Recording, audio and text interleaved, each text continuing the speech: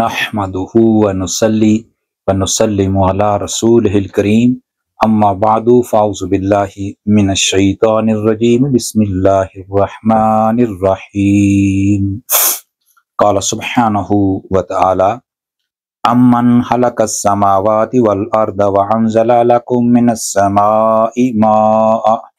फ़अंबतना बिही हदाइका ज़ात बहजा मा कान लकुम अन तुंबितू शजरहा अइलाहुम मअल्लाह बल हुम कौमुन यअदिलून। सदक़ल्लाहुल अज़ीम। नाज़रीन मोहतरम, सामीन मोहतरम, मेरे बुजुर्गों, भाइयों, दोस्तों, अजीज बच्चों, मेरी माएँ बहनें, अजीज बेटियां, अस्सलामु अलैकुम व रहमतुल्लाहि व बरकातुहू। बिहम्दि ताला अल्लाह सुब्हानहु व तआला के खुसूसी फजल व करम से आज हम खुलासा कुरान 2024 समाअत फरमा रहे हैं। अल्लाह सुब्हानहु व तआला का खुसूसी फजल है। अल्लाह सुब्हानहु व तआला हमारी दुआओं को मुस्तजाब फरमाए, हमारी दुआएं हमारे आबा अजदाद, बुजुर्ग, अजीज व कारब, वालदैन, ताल्लुकदार, रिश्तेदार, मोमिनीन मोमिनात जो इस दुनिया फ़ानी से फ़ौत हो चुके हैं, अल्लाह सुब्हानहु व तआला उन सब की मग़फ़िरत फरमाए, अपने प्यारे हबीब हज़ूर सल्लल्लाहु अलैहि वसल्लम की शफ़ाअत नसीब फरमाए। अल्लाह सुब्हानहु व तआला हम सब के गुनाह माफ़ फरमाए। अल्लाह हमें अपने प्यारों में शामिल फरमाए, वो प्यारे जिन्होंने अल्लाह ताला की इताअत की और अल्लाह के रसूल की इताअत की, रसूलुल्लाह सल्लल्लाहु अलैहि वसल्लम की इत्तबा की। आमीन या रब्बिल आलमीन। अल्लाह हमें उनमें शामिल फरमाए। नाज़रीन मोहतरम, लास्ट के एपिसोड में हमने 19वें पारे के मज़ामीन पर जो है उनका कुछ कलाम किया था। 19वें पारे में हमने हज़रत सुलेमान अलैहिस्सलाम और जो मलका सबा का वो बयान किया था। मलका सबा का कबूल इस्लाम करना, उसकी तफसीलात हमने बयान की थी। अल्लाह ताला की नियामतों का जिक्र था उससे पहले, और सूरा जो फुरकान है उसका बकिया हिस्सा आता था, उसमें आया और हमने बयान किया। सूरा शौरा से हमने 7 अंबिया के किस्से बयान किए थे। और एक नुक्ता जो मैंने बतौर खास हाईलाइट किया था टूवर्ड्स द एंड ऑफ पारा, जो सूरा नमल में आता है, वो चींटी के हवाले से कि देखें चींटी ने कितनी जो है ना अपनी हमदर्दी की, अपनी जो नस्ल के लोग थे उनको जो है उनसे समझाया है कि हज़रत सुलेमान अलैहिस्सलाम के लश्कर से बचें, वो ना जाने में आपको जो है रोंदते चले जाएंगे, उनके पाँव में आप मर जाएंगे। तो अपने जो है ना कि हम गाँव में वापस चली जाओ, यानी कि अपने आप को बचा लो। तो यहाँ नसीहत का नुक्ता ये निकला। देखें अल्लाह ताला ने कितनी प्यारी जो नसीहत सी अल्लाह ताला ने बनी आदम को सबक के लिए वो बयान फरमाइए कुरान मजीद में कि इस चींटी से भी सबक सीखो। तुम दूसरा इंसान जो है, सारे इंसान आपस में भाई भाई हैं, और इंसान जो है हज़रत आदम अलैहिस्सलाम की औलाद हैं। सब इंसानियत की माँ और बेटा, सारी माँ और बाप आदम और मम्मा हवा रज़ी अल्लाह ताला अन्हा, लिहाजा इंसानियत की अदब एहतराम। इसी तरह अपने मोहल्ले में जो लोग गुनाह गलत काम करते हैं उनको नसीहत दिया करें। वालिदैन अपनी औलाद को नसीहत देते हैं, और जो नसीहत जिनको दी जा रही होती है उनको उसका एहसास करना चाहिए, कदर करनी चाहिए। और आज का जो मज़मून है, बयान है, ये खुलासा 20वें पारे के मज़ामीन पर मुश्तमिल है। नाज़रीन मोहतरम, इसमें पहला जो पॉइंट है वो है अल्लाह तबारी सूरा अनकबूत की जो है सूरा नहल चली आ रही है, और सूरा नहल के बाद सूरा कसस इसमें आती है इस पारा मुबारका में, और सूरा अनकबूत का जो है इब्तिदाई हिस्सा इस 20वें पारे में आता है। इस पारे का जो आगाज़ है ये सूरा नमल की आयत नंबर 60 से होता है। यहाँ अल्लाह ताला ने सवाल उठाए हैं कि लोग अल्लाह ताला की वहदनियत का इनकार करते हैं, तौहीद बारी ताला का इनकार करते हैं, मुनकरीन तौहीद हैं, मुनकरीन रसालत हैं, और मुनकरीन वही हैं जो कुरान मजीद को झुठलाते हैं। अल्लाह ताला ने ये 5 जगह उनको ऐलान किया कि अल्लाह के सिवा भी कोई और माबूद है। क्यों? भला वो कौन है जिसने आसमानों और ज़मीन को पैदा फरमाया। अम्मन खलक़ अस्समावाति वल अर्दा व अंज़ला लकुम मिनस समाई माअ, ये फरमाया कि ज़मीन और आसमानों और ज़मीन को पैदा करने वाला तो अल्लाह ताला है। और अल्लाह ताला ने फरमाया हमने तुम्हारे लिए आसमानी फ़ज़ा से पानी उतारा, और फिर हमने इस पानी के ज़रिए से ताज़ा जो है खुशनुमा और अच्छे बागात उगाए, और فرمایا کہ تمہارے لیے تو یہ ممکن نہیں تھا کہ تم اس طرح باغ اگاتے. تو فرمایا پھر اللہ تعالیٰ نے فرمایا الہ مع اللہ، کہ اللہ کے سوا بھی کوئی معبود ہو سکتا ہے. پھر فرمایا بلا وہ کون ہے، امن جعل الارض قرارم، یہاں فرمایا قرارا، یہاں فرمایا کہ بلا وہ کون ہے جس نے زمین کو قرار گاہ بنایا اور اس کے درمیان نہریں بنائی اور اس میں پہاڑ جو کھڑے کیے، اور فرمایا کہ سمندروں کے یعنی کہ سمندر ہیں جس نے بنائے رب کائنات نے، وہ بھلا کون ہوتا ہے جو یہ کام کر سکتا ہے، لہٰذا کوئی نہیں ہے، یہ ہم اللہ ہی ہیں. الہ مع اللہ، تو کیا اللہ کے ساتھ کوئی اور بھی معبود ہے؟ مطلب یہ کہ نہیں ہے، کون ہو سکتا ہے؟ کوئی نہیں ہو سکتا. پھر آگے فرمایا کہ بھلا وہ کون ہے، بلکہ وہ کون ہے جو بے قرار شخص کی دعا قبول فرماتا ہے. جب انسان مصیبت میں ہوتا ہے، مصائب میں ہوتا ہے، تکالیف میں ہوتا ہے، درد میں ہوتا ہے، تو پھر اللہ تعالیٰ سے وہ دعا کرتا ہے تو اللہ اس کی دعا قبول فرماتا ہے. فرمایا بھلا وہ کون ہے جو اس طرح کے کام دعا قبول کر سکتا ہے. الہ مع اللہ. لہٰذا 5 دفعہ ناظرین محترم اللہ سبحانہ و تعالیٰ نے اپنی نعمتوں کا ذکر کیا اور نصیحت دیا انسان کو کہ تم اس سے سبق سیکھو. پھر فرمایا کہ اس طرح کی ایک اور جو ہے، فرمایا کہ بھلا وہ کون ہے جو مخلوق کو پہلی بار جو ہے پیدا فرماتا ہے، پھر اسی عمل تخلیق سے دوبارہ یعنی اٹھائے گا قیامت کے دن. تو فرمایا کیا کوئی تمہارا عقل ہے کہ نہیں مانتا کہ اللہ کے سوائے کوئی اور معبود نہیں ہے؟ پھر فرمایا کل ہاتھ برہانکم ان کنتم صادقین. اے حبیب مکرم صلی اللہ علیہ وسلم، آپ فرما دیجئے گا ان کو کہ اے مشرکو اپنی دلیل پیش کریں اگر تم سچے ہو تو. لہٰذا آپ کے پاس کوئی دلیل نہیں ہے تو کیونکہ آپ سچے نہیں ہیں. اللہ تعالیٰ کی وحدانیت، یہ اللہ تعالیٰ کی قدرت ہے، وہ اللہ ہی کی ذات ہے جس نے تجھے بھی پیدا کیا اور تمہارے آباء و اجداد کو بھی پیدا کیا ہے. اس کے بعد ناظرین محترم اللہ تعالیٰ نے جو ہے یہ یعنی کہ اس کے بعد پھر قیامت کی نشانیوں میں اللہ سبحانہ و تعالیٰ نے قیامت کا تذکرہ کیا، اور قیامت کی نشانیوں میں سے ایک نقطہ یہ بھی فرمایا کہ قیامت کے دن یعنی جب ان پر عذاب کا فرمان پورا ہونے کا وقت یعنی آ جائے گا، تو اللہ تعالیٰ نے فرمایا کہ ہم نے ان کے لیے زمین سے ایک جانور نکالیں گے، یعنی کہ وہ جانور ان سے گفتگو کرے گا، کیونکہ یہ لوگ ہماری نشانیوں پر یقین نہیں کرتے تھے نا. اب اللہ تعالیٰ نے اس کا یعنی بطور خاص جو ہے ذکر کیا، اور فرمایا کہ اس دن ہم ہر امت میں سے ان لوگوں کو ایک گروہ جمع کریں گے جو ہماری آیات کو جھٹلاتے تھے. تو فرمایا ان کا یہاں یہ بیان کیا جا چکا ہے. تو پھر اللہ تعالیٰ نے فرمایا کہ ان پر ہمارا وعدہ پورا ہو چکا، تو یہ لوگ ظلم کرتے تھے، اب یہ بول نہیں سکیں گے، اب یہ بول نہیں سکیں گے، کچھ نہیں کر سکیں گے. اب وہ جو چیزیں کا کرنا چاہیں تو کچھ نہیں یہ نہیں کر سکتے. تو اب ان کے حساب کا وقت جو ہے وہ آ چکا ہے. تو اس کے بعد ناظرین محترم اللہ سبحانہ و تعالیٰ نے جو اس پارہ مبارکہ میں آگے جو پوائنٹ آتا ہے وہ سورہ قصص شریف ہے. سورہ قصص شریف یہ مکیہ سورہ ہے. اس کی جو ابتدائی آیات میں اللہ تعالیٰ نے قرآن مجید کی جو آیات ہے ان کی اہمیت کو بیان فرمایا. پھر اللہ سبحانہ و تعالیٰ نے اپنے پیارے حبیب صلی اللہ علیہ وآلہ وسلم کو تسلی بھی دی ہے کہ آپ اپنے مشن کو جاری رکھیں، اور فرمایا کہ حبیب مکرم صلی اللہ علیہ وآلہ وسلم ہم آپ پر موسیٰ علیہ السلام اور فرعون کے حقیقت پر مبنی حال میں سے ان لوگوں کے لیے کچھ پڑھ کر سناتے ہیں جو ایمان رکھتے ہیں، یعنی وہ جو سیکھیں اسے سبق سیکھیں گے ان کو. تو اس طرح یہاں فرمایا کہ جو فرعون بڑا سرکش اور متکبر تھا اس کے حوالے سے یہاں اللہ تعالیٰ نے جو کلام فرمایا. آگے حضرت موسیٰ علیہ السلام کی جو والدہ محترمہ ہیں ان پر جو اللہ تعالیٰ نے فرمایا کہ ہم نے ان کے دل میں یہ بات ڈالی کہ تم انہیں دودھ پلاتی رہو، چونکہ فرعون جو ہے وہ بنی اسرائیل کے بچوں کو قتل کرتا تھا اور بچیوں کو غلام بناتا تھا، تو اس طرح ان پر وہ ظلم کرتا تھا. تو یہ اللہ تعالیٰ کی شان ہے کہ اللہ تعالیٰ نے حضرت موسیٰ علیہ السلام کو بچپن میں اس طرح بچایا کہ ان کی ماں کو فرمایا کہ آپ ایک باکس میں ڈال دو، اور یہ جو باکس ہے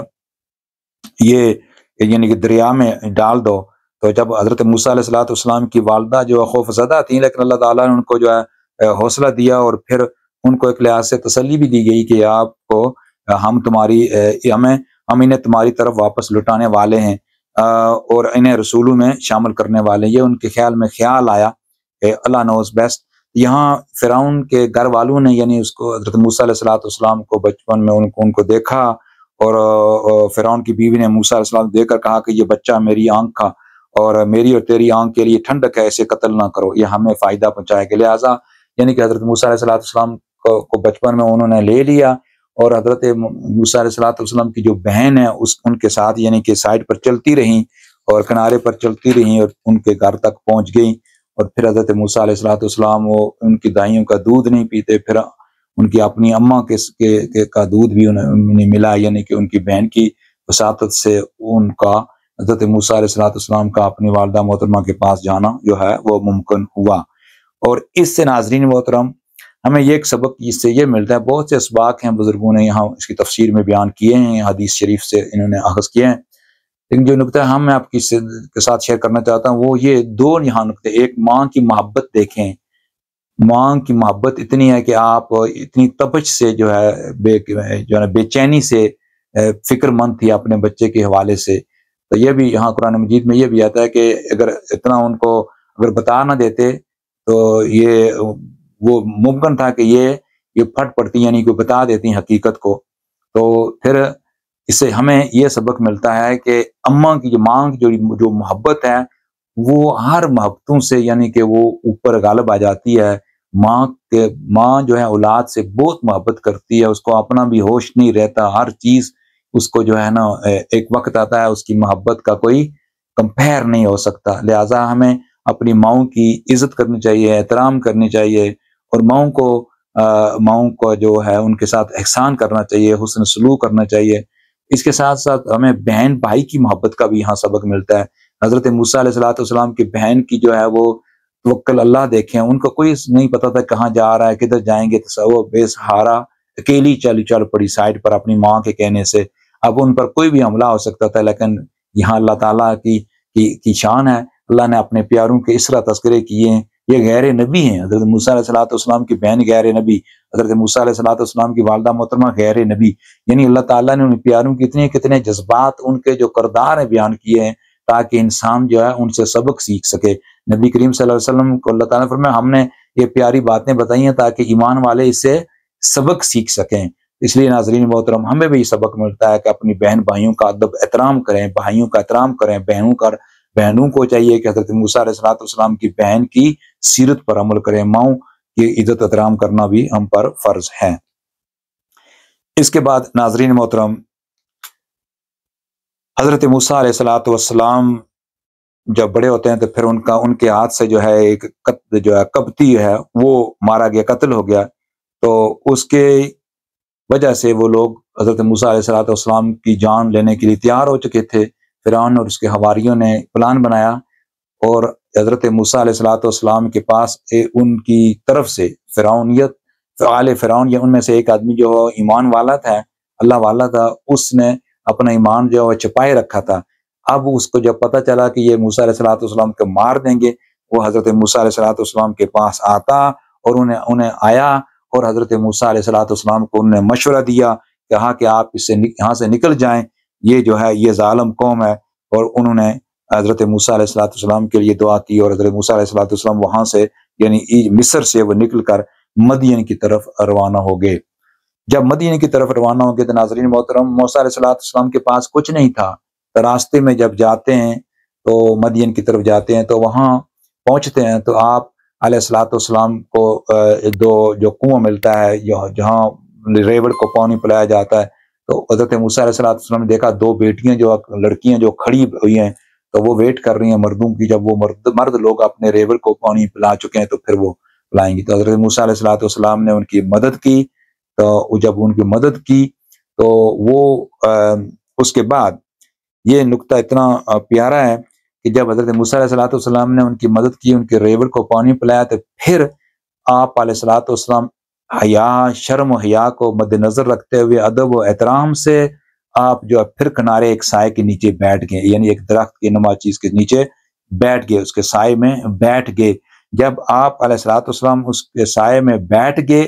تو بیٹیاں جو لڑکیاں ہیں وہ چلی گئی ہیں۔ اس دعا سے آنے سے پہلے، بیٹھ کر جو دعا کی اس سے آنے سے پہلے میں ایک نقطہ وضاحت کرنا چاہتا ہوں جو ہماری زندگی کے لیے ضروری ہے، ہماری عملی زندگی کے لیے ضروری ہے۔ یہی اس پروگرام کا یہ خاصہ ہے کہ ہم جو نقطہ بیان کرتے ہیں پھر کوشش کرتے ہیں کہ اس میں ہمارے لیے کیا سبق ہے یا ہم اس کو کس طرح اپنے آپ جو ہے اپنے اوپر نافذ کر سکتے ہیں۔ اب حضرت موسیٰ علیہ السلام کی حیا جو اللہ تعالیٰ نے بیان فرمایا ہے، یہ قرآن مجید نصیحت ہے، ہمیں نصیحت فرما رہا ہے، یہ میرے پیاروں کی مثالیں ہیں، اے بنی آدم تم بھی ان کے طریقے پر چلو۔ اس سے ہمیں بھی سبق ملتا ہے کہ بے سہارا دو نوجوان لڑکیاں دیکھیں یا لڑکی دیکھیں، عورت ماں بہن بے دیکھیں تو آپ ان کے ساتھ زیادتی نہ کریں، ان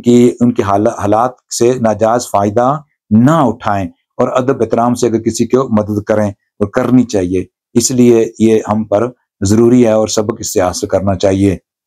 نہ کہ جو بے سہارا ہے ان سے ناجائز فائدہ اٹھائیں۔ جو لوگ بعض اوقات لوگ غربت کے نام پر جو وہ بھی زیادتیاں کرتے ہیں، جو غریب ہیں ان پر کرتے ہیں زیادتی، مظلوم پر زیادتیاں کرتے ہیں، عزتیں لوٹتے ہیں، یہ ساری، اور بظاہر پھر وہ بھی اسلام کا کلمہ پڑھنے والے ہونے کا دعویٰ کرتے ہیں۔ یہاں ناظرین محترم حضرت موسیٰ علیہ السلام کی تربیت سے، آپ علیہ السلام کی سیرت طیبہ کے اس عمل سے ہمیں یہ سبق ملتا ہے کہ آپ اپنے آپ کا خیال رکھیں اور محاسبہ کریں۔ اس کے بعد ناظرین محترم جب حضرت موسیٰ علیہ السلام نے ان بیٹیوں کو جانا دیا تو پھر واپس آ گئے، پھر یہاں فرمایا انہوں نے موسیٰ علیہ السلام نے دانوں کے ریوڑ کو پانی پلایا، پھر سایہ کی طرف پلٹ گئے اور عرض کیا فقال رب انی لما انزلت الی من خیر فقیر، اے رب ذوالجلال میں ہر اس بھلائی کا جو تو میری طرف اتارے محتاج ہے، یعنی کہ ہر اس بھلائی کا، ہر اس گڈنس کا، ہر اس خیر کا میں محتاج ہوں۔ اب ناظرین محترم یہ کیفیت دیکھیں، اس کو اپنے آپ پر نافذ کرنے کی کوشش کریں کہ کوئی سہارا نہیں ہے۔ حضرت موسیٰ علیہ السلام کے پاس نہ گھر ہے جانے کو، نہ کھانا ہے کھانے کو، نہ کوئی سونے کی جگہ ہے، نہ کوئی دوست احباب ہیں جن کے ساتھ کوئی نہیں ہے، بے سہارا ایک میدان میں، جنگل میں، نماز جگہ میں آپ بیٹھے، اس کنویں کے قریب جو ہے آپ نے وہاں جو ہے سایہ لیا تو وہاں دعا کی۔ تو اس سے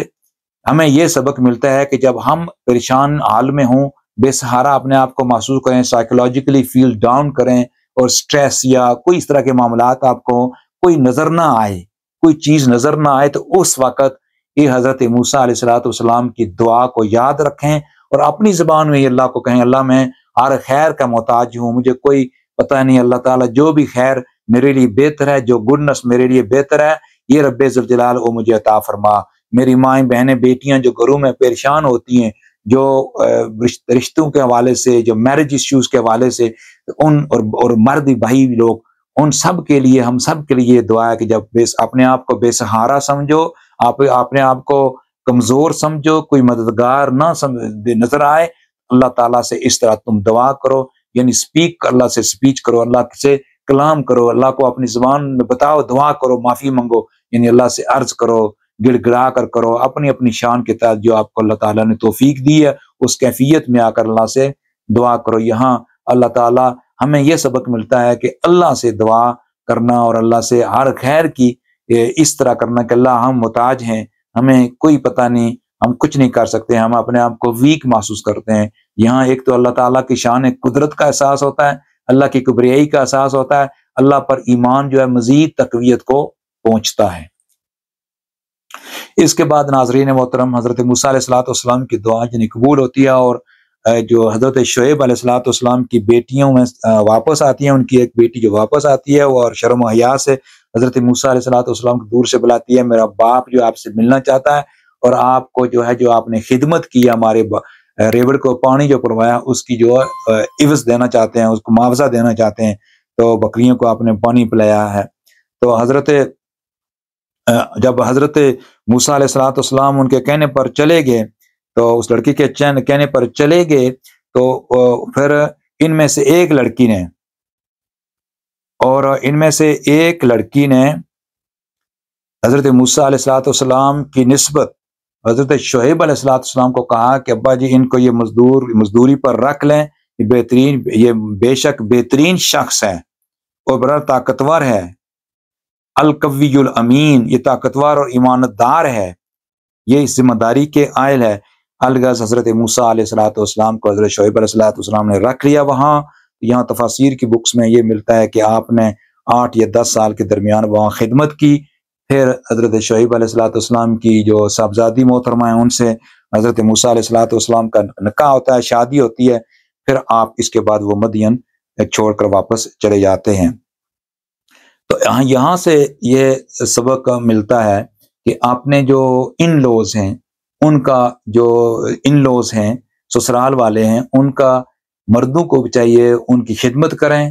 ان کی عزت احترام کریں اور ان کے ساتھ اچھے تعلقات کریں،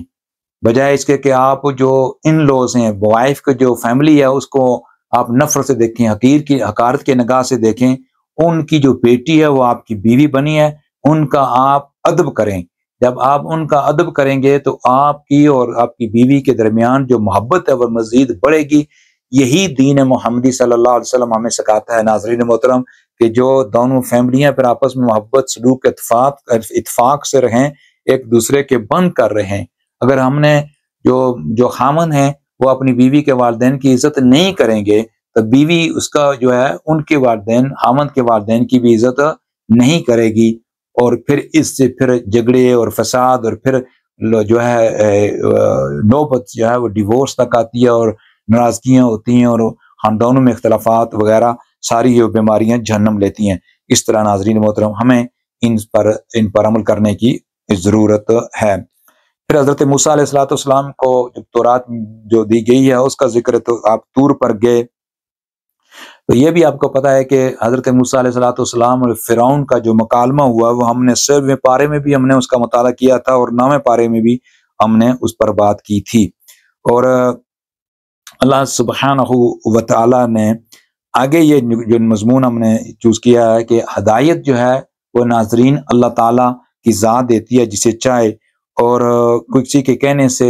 میرے کہنے سے میری اولاد کو ہدایت نہیں مل سکتی، آپ کے کہنے سے جسے اللہ چاہے۔ اللہ تعالیٰ نے فرمایا حبیب مکرم صلی اللہ علیہ وسلم، یہ لوگ جو ہدایت نہیں ان کو مل رہی، آپ کیوں تنگ پریشان ہوتے ہیں، غمگین ہوتے ہیں؟ یہ خود بدبخت ہیں، ہدایت دینے والا اللہ ہے اور مانگنے والے یہ خود ہیں۔ ہدایت ایک ایسی چیز ہے جو کسی کے کہنے پر نہیں ملے گی، چونکہ اللہ تعالیٰ نے انسان کو خود مختار بنایا ہے کہ وہ اللہ سے مانگے، اللہ سے اپنی معافی طلب کرے، اپنے گناہوں کا اعتراف کرے، اپنے جھوٹ کا اعتراف کرے، اپنی گمراہی کا اعتراف کرے، اور اللہ کی پاک بارگاہ میں آ کر سجدہ ریز ہو، اور اللہ کی پاک بارگاہ میں گڑ گڑا کر اللہ سے معافی مانگے۔ تو نہ مانگے ناظرین محترم، رمضان شریف کے مہینے میں یہ برکتوں والا مہینہ ہے، اور قرآن مجید کا جو درس ہو رہا ہے اس سے اللہ تعالیٰ اس کے صدقے میں، اس کے وسیلے سے اللہ تعالیٰ ہمیں توفیق عطا فرمائے کہ اپنے گناہوں کی معافی مانگیں، اور اللہ تعالیٰ سے ہدایت چاہیں، ہدایت کے بھی درجے ہیں، اللہ تعالیٰ کا قرب چاہیں۔ ایمان لانے کا دعویٰ کرنے سے انسان جو ہے مومن نہیں بن سکتا جب اس پر عمل نہیں کرے گا، اس پر سچے دل سے یقین تیقن نہیں ہوگا۔ اس طرح تو منافقین نے ایمان لانے کا دعویٰ کیا لیکن عملی طور پر وہ نفاق والے لوگ تھے، اس کی اللہ تعالیٰ نے نفی کی ہے۔ ہم نے اس کا بھی جو ہے سورہ مومنون میں بھی مطالعہ کیا تھا، اس سے پہلے بھی ہم اس کا مطالعہ کر چکے ہیں، اور سورہ بقرہ میں بھی اس کا مطالعہ کر چکے ہیں۔ پھر آگے ناظرین محترم اللہ سبحانہ و تعالیٰ نے اسی سورہ قصص میں اپنی نعمتوں کا ذکر کیا ہے کہ دن رات یہ سب نعمتیں ہیں، تو بنی آدم تم اس کی قدر کرو۔ تو جو قدر کریں گے اللہ تعالیٰ ان کو مزید عطا فرمائیں گے، جو نہیں کریں گے ان سے اللہ تعالیٰ اگلا بھی یہ چھین لیں گے۔ لہذا ناشکرے لوگ جو ہیں اللہ تعالیٰ کو وہ پسند نہیں ہیں۔ آگے ناظرین محترم ایک ناشکرہ جو انسان ہے اس کی مثال اللہ تعالیٰ نے بیان فرمائی ہے، قارون۔ اس کے بارے میں فرمایا کہ اللہ تعالیٰ نے بے شک قارون جو ہے موسیٰ کی قوم سے تھا، لیکن اس نے بڑی جو ہے لوگوں پر سرکشی کی۔ ہم نے اسے اس قدر خزانے عطا کیے تھے، اس کی کنجیاں اٹھانا ایک بڑی طاقتور جماعت کو یعنی دشوار ہونا تھا، یعنی کتنا اس کو ہم نے بلیس کیا۔ لیکن ناظرین محترم اس نے بجائے اس کے کہ شکر ادا کرے اللہ نے، اس نے اس پر تکبر کیا، اور اس نے بجائے اس نے کہ اس نے اعتراف کر کیا کہ میں نے کس طرح دولت کمائی ہے، اس نے کہا کہ یہ میری دولت جو ہے یہ میرے علم کی بنا پر رہی ہے، یہ میری حکمت، میرے نالج، تو میری ایکسپرٹیز کی بنا پر میں نے یہ اتنا ریسورسز بنایا ہے۔ تو اس کی بنا پر وہ تکبر کرتا تھا۔ تو وہ جب اس کو معاشرے کے لوگ مومنین کہتے تھے کہ تم اللہ کے راستے میں خرچ کرو، جس اللہ نے تجھے اطاعت فرمایا اللہ تجھے مزید دے گا، تو وہ کہتا تھا کہ میں اس معاشرے پر کیوں خرچ کروں، یہ جو مال ہے یہ میرے علم و ہنر کی بنا پر دیا گیا ہے جو میرے پاس ہے۔ تو اس طرح اس نے یہ جب کہا تو پھر وہ اپنی قوم کے سامنے اللہ تعالیٰ نے پورا جو پیسج ہے اس کو پکچر اس کو پینٹ کیا ہے، اس کا پورا سین بیان فرمایا ہے کہ جب وہ اپنی قوم کے سامنے پوری زینت و عیش کی حالت میں نکلا تو اس کی جو ظاہری شان و شوکت ہے نا، اس کو دیکھ کر وہ لوگ جو اس کے لوگ جو دینوی زندگی یعنی دنیاوی زندگی کے خواہشمند تھے، وہ بولے کاش ہمارے پاس بھی ایسا مال و متاع ہوتا جیسے قارون کو دیا گیا ہے، بے شک وہ بڑے نصیب والا ہے۔ یہ ان کے الفاظ ہیں۔ تو دوسری طرف وہ لوگ جنہیں علم حق دیا گیا تھا وہ بول اٹھے تم پر افسوس ہے، اللہ کا ثواب یعنی اس شخص کے لیے اس دولت و زینت سے کہیں زیادہ بہتر ہے، یعنی اللہ کا ریوارڈ جو ہے تمہاری دولت عزت درام سے شان و شوکت سے بہتر ہے، بہتر اللہ وہ جو ایمان لایا اور نیک عمل کرتا رہا اس کے لیے جو اجر ہے وہ اس سب سے بہتر ہے، اور جو صبر کرنے والا ہے۔ اور اس کے بعد ناظرین محترم، اللہ تعالیٰ نے فرمایا کہ ہم نے قارون کو زمین میں جو ہے دسا دیا اور اس کا کوئی مدد کرنے والے کے لیے نہیں آیا، اور جو لوگ اس وقت کہتے تھے کاش ہم بھی اس کی طرح ہوتے، پر انہوں نے بھی پچھتایا اور اللہ سبحانہ و تعالیٰ سے